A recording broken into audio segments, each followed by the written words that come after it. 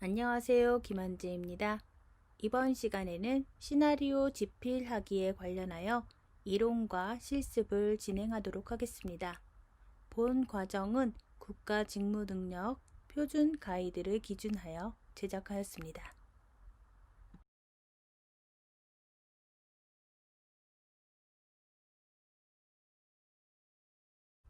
첫 번째, 작품 개요 작성. 구상된 아이디어를 활용하여 만화 콘텐츠 작품의 기획 의도, 주제, 특징 등을 개괄적으로 파악할 수 있는 개요를 작성하는 시간입니다. 첫 번째, 스토리텔링. 이야기와 말하기의 합성어입니다. 이야기하기라는 의미를 가지고요.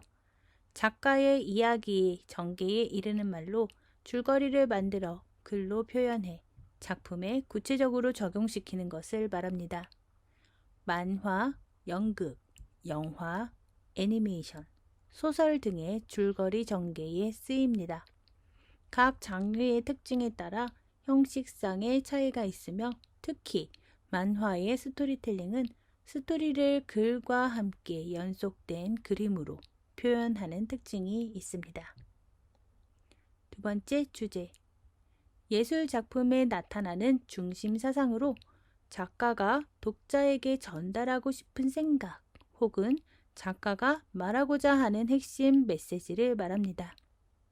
주제를 설정할 때는 독자들이 작품을 통해 느꼈으면 하는 것에 대해 고민하며 지나치게 주관적이거나 개인적인 주제를 정하지 않도록 합니다. 안녕하세요. 웹툰 프리드로우 작가 장선욱입니다. 제가 저번 영상을 만들면서 예전 프리드로우 자료들을 보는데 굉장히 오랜만에 알게 된 사실이 있어요. 종종 프리드로우 관련해서 인터뷰나 강연 같은 걸 나가면 해주시는 단골 질문이 프리드로우라는 제목의 의미가 뭔가요? 라는 질문을 굉장히 많이 해주시는데요. 제가 그동안 공식적으로 해오던 대답은 첫 번째로 프리드로우의 주 무대인 남천고등학교 만화부 이름이 프리드로우라는 것과 두 번째로 작품 내에서 구아린이 하던 대사 중 청춘은 하얀 백지와 같아서 어떻게 그리느냐에 따라 인생은 바뀐다. 즉 남들이 정해준 인생 보다 내가 가고 싶은 그리고 싶은 인생을 살아간다는 의미인데, 사실 여기에 추가적으로 제가 까먹고 있었던 프리드로우 제목의 유래가 있는데요. 지금 연재 중인 프리드로우는 초반 내용 중에 한태성이 만화부에 들어가는 계기가 한태성 본인이 민지에게 자기가 그리는 만화 몽키맨 웃기끼라는 말을 하게 된 게 결정적 계기였는데요. 리메이크 하기 전에 초창기 프리드로우의 초반 이야기 전개에서는 민지가 친구네 집에 가서 한태성의 졸업 앨범을 보다가 한태성의 메일 아이디가 프리드로우인 것을 확인하고 자기가 예전부터 어떤 사이트에서 즐겨보던 만화의 아이디와 한태성의 아이디가 똑같다는 걸 알게 되면서 한태성을 만화부로 끌어들이는 내용입니다. 여기서 재밌는 요소는 한태성의 친구들은 한태성이 만화 그리는 사실을 전혀 모른다는 점입니다. 그래서 한태성이 만화부에 몰래 가입을 하고 구아린이 만화부 이름을 어떤 거로 할지 건의를 받는데 민지가 한태성의 아이디였던 프리드로우를 제안하면서 만화부의 이름은 프리드로우가 됩니다. 이게 초창기 프리드로우 제목의 유래였는데 제가 이 사실을 5, 6년 넘게 까먹고 있다가 전에 영상을 편집하면서 깨닫게 된 사실이에요. 아무튼 예전에 그린 만화를 다시 보는데 좀 부끄럽기도 하고 세월이 참 빠르구나, 굉장히 새로운 기분이었습니다. 전에 영상을 보고 싶으시면 제 옆에 떠있는 이 썸네일을 눌러주시면 됩니다. 그럼 오늘은 여기까지 하고요. 다음 영상 때 또 뵙도록 하겠습니다.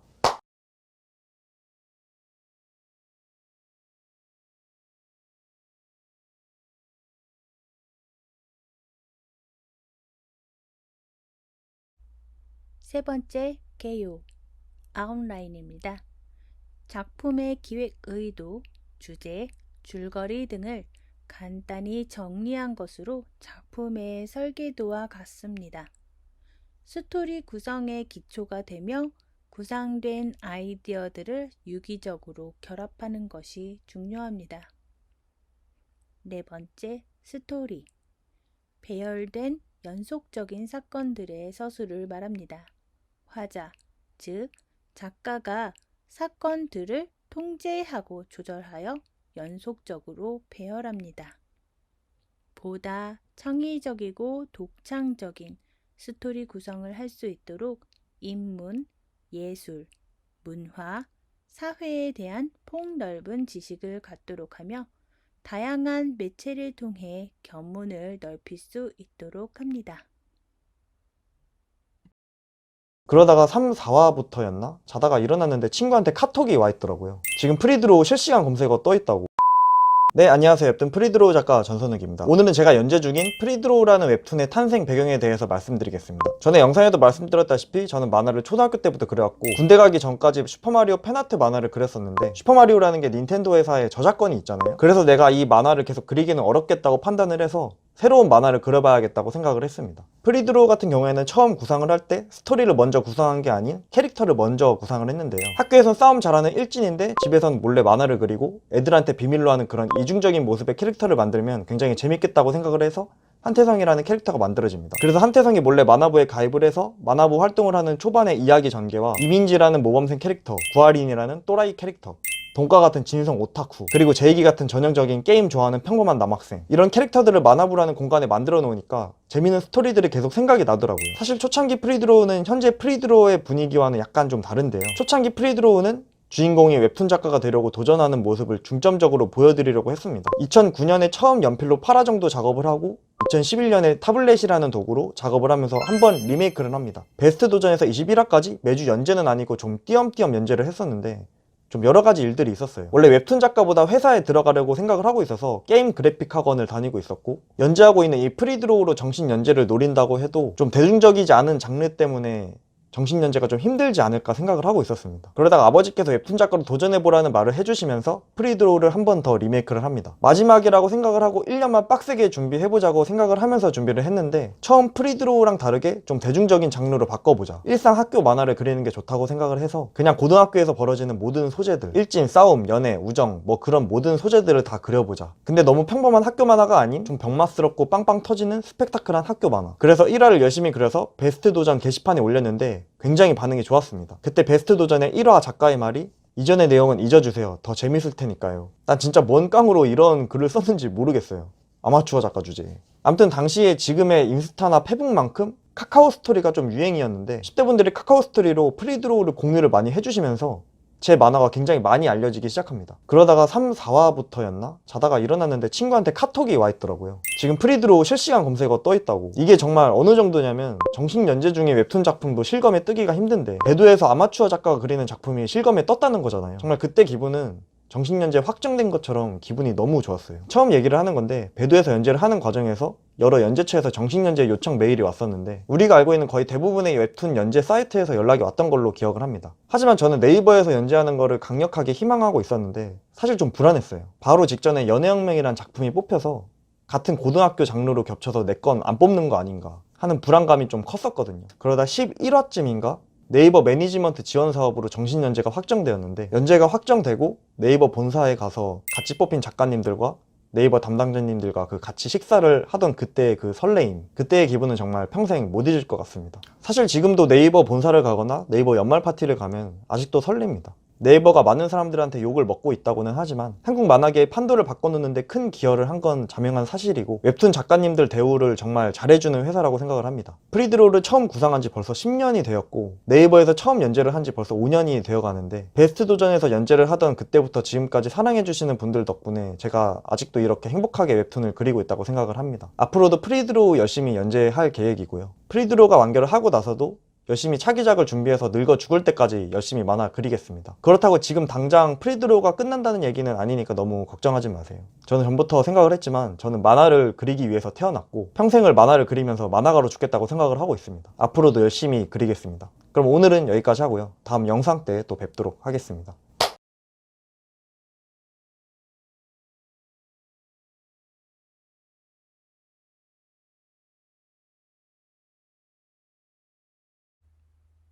실습을 해보도록 하겠습니다. 개요 작성하기. 구상된 아이디어를 활용하여 만화 콘텐츠 작품의 기획 의도, 주제, 특징 등을 개괄적으로 파악할 수 있는 개요를 작성하는 시간인데요. 제공되는 구현 가능성 검토 시트와 이전 시간에 작성한 아이디어 시트를 함께 펼쳐놓고 다음의 설명에 유의하면서 작성을 해보겠습니다. 첫 번째, 프로 작가의 만화 개요는 기존 작품에 제공되는 글을 토대로 작성하셔도 좋습니다. 그 다음 방금 작성했던 개요표의 요령으로 내 작품의 개요 작성표도 작성해 보도록 하겠습니다. 두 번째, 작성된 개요를 분석하고 정리하여 개요 작성에 필요한 요소를 확인하고 학습합니다. 세 번째, 작품의 기획안을 토대로 다음과 같이 개요에 대한 표를 작성하는 것인데요. 네 번째, 작성된 개요를 검토하여 스토리 진행상의 오류나 독자에게 불분명하게 전달되는 부분이 없는지 확인할게요.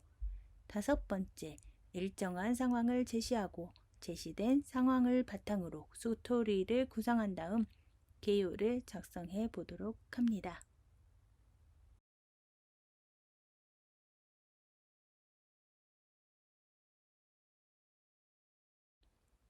다음은 기존 작품 허니 블러드를 보고 개요 작성표를 작성해 보도록 하겠습니다. 본 과제는 두 개를 작성하여야지 되며 하나는 기존의 작품을 정리해 본 요령을 바탕으로 본인이 만들고 싶은 작품을 작성해서 제출하는 것입니다. 허니블러드는 CNC 레볼루션의 기획으로 만들어진 이날의 작가님의 작품으로 2014년부터 카카오 페이지에서 연재를 시작하였고 2017년 3월 2부작으로 마무리가 된 작품입니다. 단행본으로는 4권까지 출간되었습니다.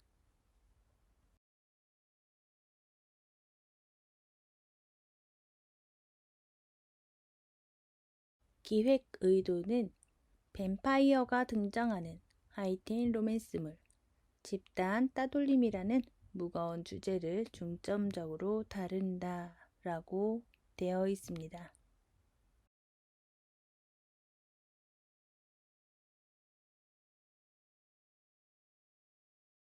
주제는 뱀파이어와 무당의 판타지 로맨스 웹툰 왕따를 다룬다 라고 되어 있고요.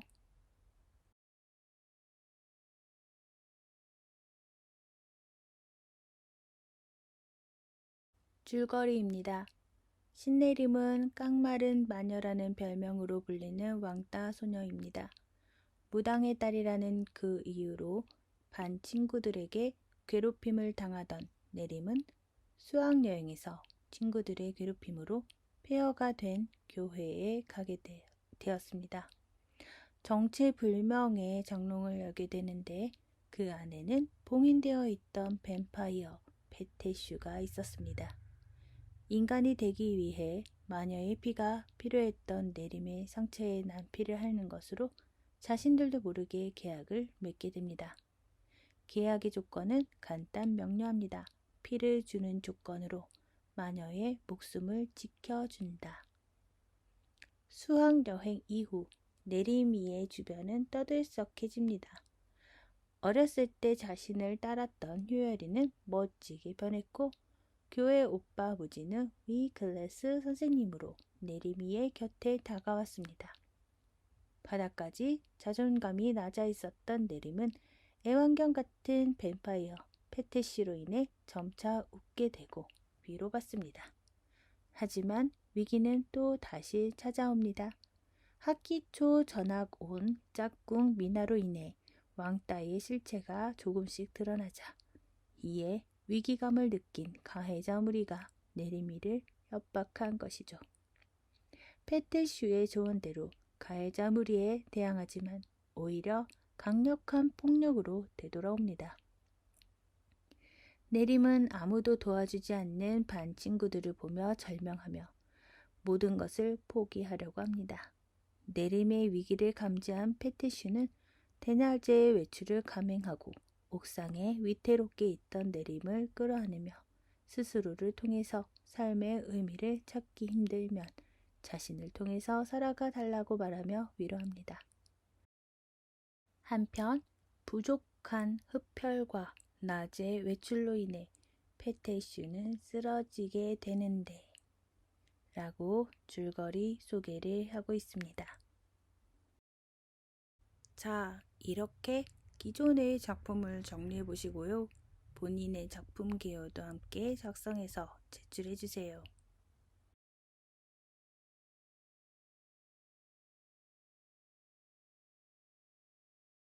수고하셨습니다.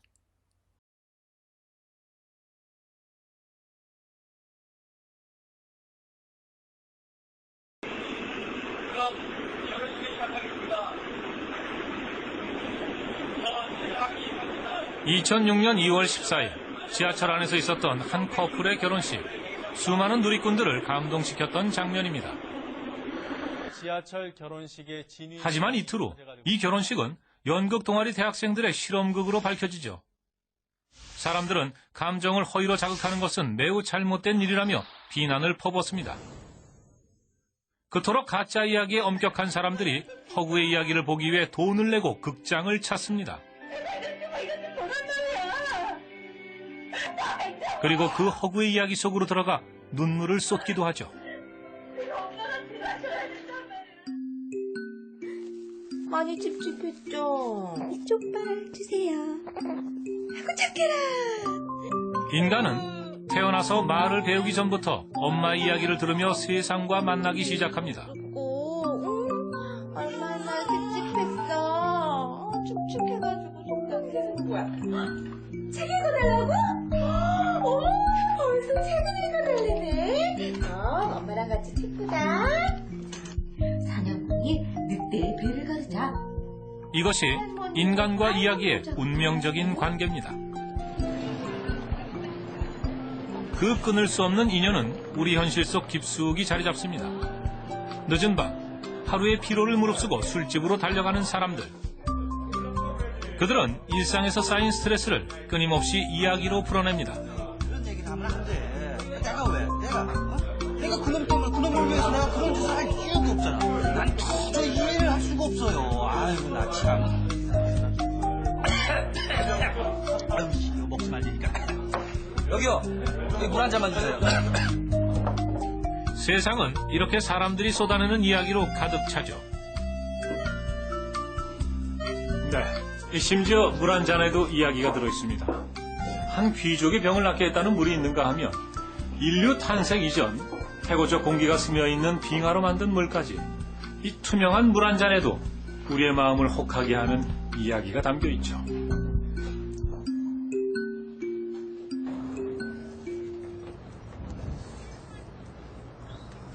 이렇듯 이야기의 마력을 알게 된 사람들은 물건과 공간에까지 이야기를 입히기 시작합니다. 우리는 단순한 상품을 사는 게 아니라 상품에 들어있는 이야기까지 함께 사는 거죠.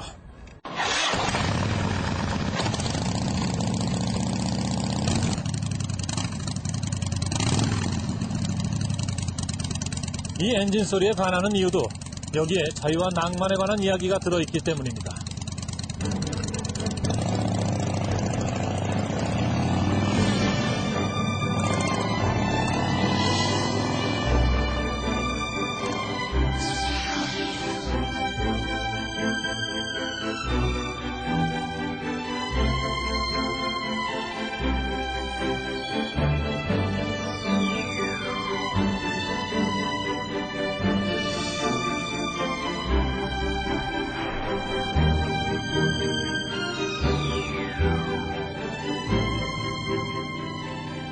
세상의 숨은 의미를 발견하고 상상하며 오늘 밤도 우리 삶 도처를 떠돌고 있는 이야기들.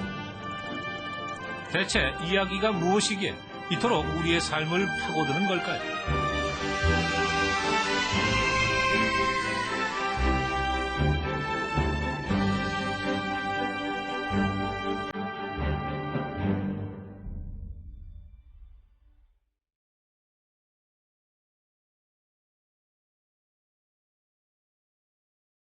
중세 페르시아 샤리아르 왕은 어느 날 왕비의 불륜 장면을 목격합니다.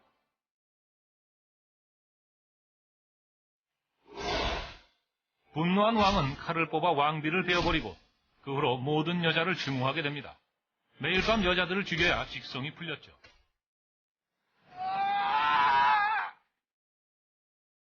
그러나 왕의 칼을 멈추게 한 한 여자가 있었으니 바로 세헤라자데.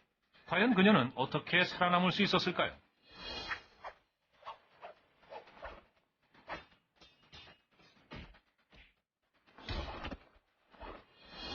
왕보다 검술이 뛰어난 여자였던 걸까요? 아니면 뭔가 특별한 유혹의 기술이라도 있었던 걸까요? 그녀에겐 분명 특별한 기술이 있었습니다. 그것은 이야기를 할 줄 아는 기술이었죠. 세헤라자데는 매일 밤 왕에게 이야기를 들려줍니다. Sesimi Ali Baba ve söyleyerek kablan tavasot에서 olmanın beşiğini bul. Robardor. 이야기에 빠져든 왕은 날이 밝아오는 것도 몰랐습니다. 지혜나 마셔. 보지셔. 인더스토리를 기다리더니 막지 공부했을 거니. 안다들 하시겠달라 아직 미스. 지금은 나타나. 살인을 멈추게 한 이야기의 힘. 이것은 이야기 속에서만 일어났던 일일까요? 매일 저녁 8시가 되면 모든 일을 중단하고 TV 앞으로 모여드는 아주머니들. 모두 한 곳을 바라보고 있습니다. 비밀. 나중에 말해줄게. 저것 봐. 말 안 해도 못 오는 것 봐줘. 아주 못돼 먹었어. 드라마의 악역을 곧 나의 적으로 여기며 TV가 들려주는 이야기 속으로 깊이 빠져들죠.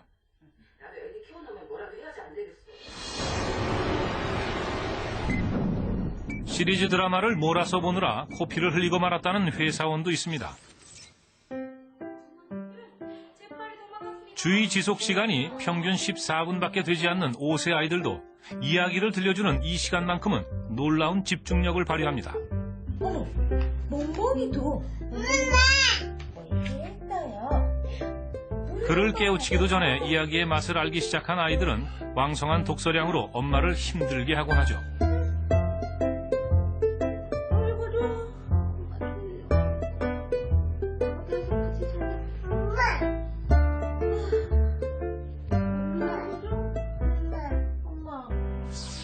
어릴 때부터 이야기 속에서 자란 우리는 어른이 돼서도 끊임없이 이야기를 필요로 합니다. 오늘 하루만 해도 셀 수 없이 많은 이야기가 여러분을 스치고 지나갔을 겁니다. 지금 제가 전해드리는 이 이야기를 포함해서 말이죠.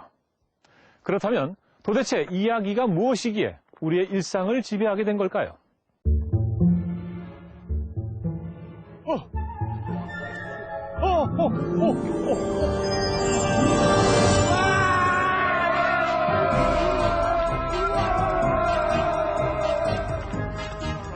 문자가 만들어지기 전 원시 부족 사회입니다. 거의 모든 행위가 오로지 살아남기 위해 행해지던 시대죠. 채집과 수렵, 그리고 종족 번식, 이 모든 생존의 매뉴얼은 이야기를 통해 전해집니다. 어이 그래 하나만 해게 함 그래 뭐 무슨 유해 알가 미엔트 안티튼 우니 스타르 허리는 어스테이크 타타 중간 레바 렘트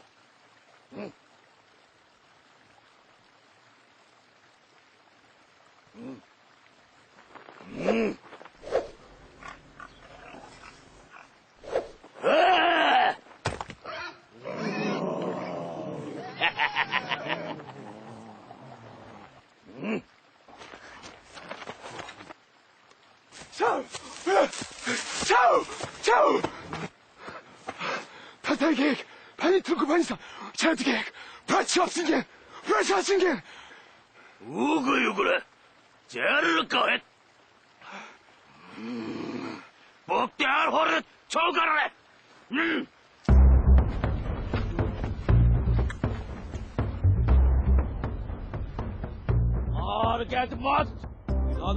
큰일이 닥쳐 단결이 필요한 순간에도 이들은 이야기를 통해 의식을 치렀습니다. 이 의식은 부족의 정체성을 일깨워 주었죠.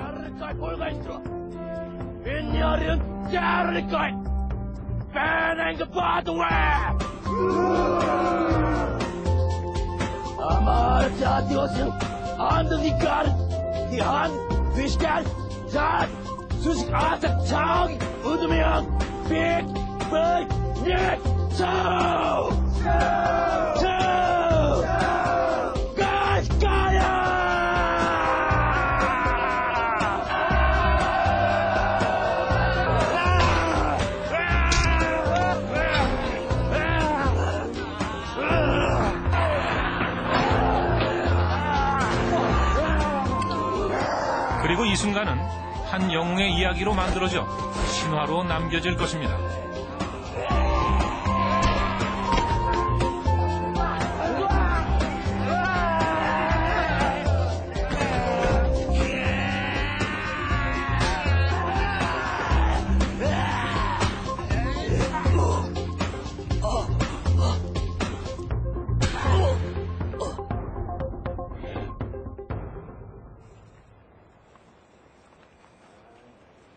부족의 단결과 희생, 그리고 영웅 신화의 탄생.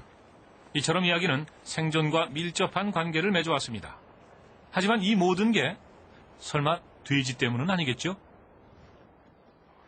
하여튼 이 전쟁이나 사냥처럼 생존에 직결되는 행위뿐만 아니라 부족의 문화와 그들이 지켜야 할 가치까지 모든 정보가 이야기의 형태로 후대에 전수되었습니다.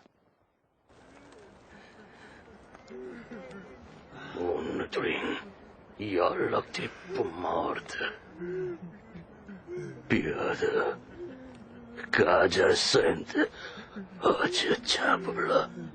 치 위드가르트 초잉 인거예벌 니페르 버러싱 초깅 우닉산 제니 비어 초깅 슈시 퀴즈 베그러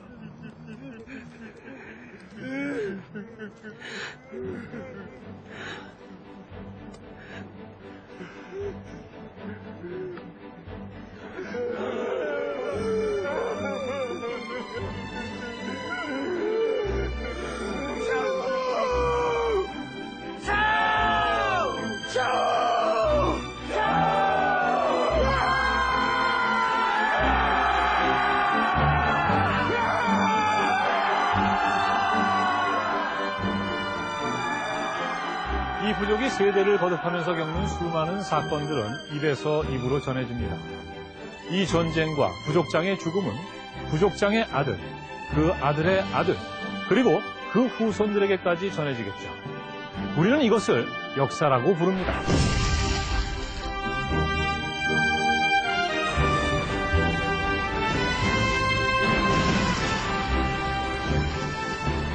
히스토리의 어원 속에 이야기의 의미가 들어있는 것도 바로 이런 이유입니다. 이처럼 이야기는 인류의 역사와 함께 해왔습니다. 어느 학자는 현 인류를 호모 나렌스로 지칭했죠. 나는 생각한다, 고로 존재한다가 아니라 나는 이야기한다, 고로 존재한다는 말이 있을 정도입니다. 문자가 만들어지기 이전부터 인류의 생존을 지켜왔던 이야기, 인류와 가장 가까웠던 이야기의 실체. 도대체 이야기의 무엇이 이렇듯 이야기를 우리의 삶과 밀접한 관련을 맺게 했을까요? 지금부터 그 이야기가 가진 힘의 비밀을 밝혀보겠습니다. 왕이 졸고 있습니다. Синбад, жешмунеш, рабускярд, сюбарбут. Падаш троек, шикамисир казафорт. Лафот матресе дустамаш плече, рубавте будант. Алибово таксин шкинар, рагот кухеб, шевдебуд. 세라자대가 지루하기 짝이 없는 이야기를 했다면 왕의 칼을 피할 수 있었을까요? 그녀가 살아남을 수 있었던 것은 지루한 이야기가 아니라 재미있는 이야기를 했기 때문입니다. 그럼 지루한 이야기와 재미있는 이야기를 한번 비교해 봅시다. 먼저 8, 9세의 어린이 10명을 두 그룹으로 나누어 서로 다른 두 개의 이야기를 들려주었습니다. 옛날 어느 시골 마을에 할머니가 살았습니다. 할머니는 밭에 팥을 많이 심었어요. 하루는 할머니가 밭에서 일을 하고 있는데 갑자기 호랑이가 나타났어요. A그룹에겐 사건과 갈등이 뚜렷한 동화 한 편을 들려주었습니다. 옛날 어느 시골 마을에 할머니가 살았습니다. 아침이 되었어요. 둥근 해가 높이 떴어요. 날씨가 참 좋았습니다. 할머니는 자리에서 일어나 이불을 개었어요. 그리고 B그룹에겐 뚜렷한 사건과 갈등이 없이 단지 시간의 흐름만 있는 이야기를 들려주었습니다. 밭에 나갈 준비를 했어요. 단일에 필요한 것들을 챙겨 지게에 짊어지고 밭으로 걸어갔지요. 싸갈게. 손이 밖에 있을게. 등장인물도 같고 길이도 같은 두 개의 이야기. 과연 아이들은 어떤 반응을 보일까요?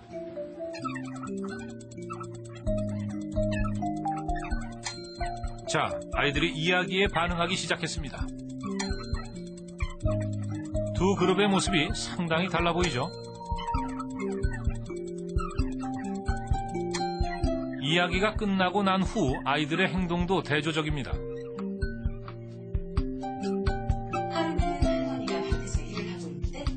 자세한 반응을 관찰하기 위해 이번에는 개인별로 실험을 진행해 봤습니다.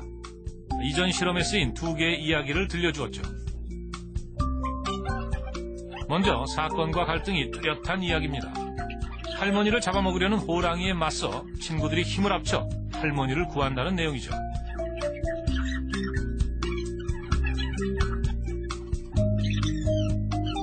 그럼 시간의 흐름만 있는 이야기를 들려주었을 때와 반응을 비교해 볼까요?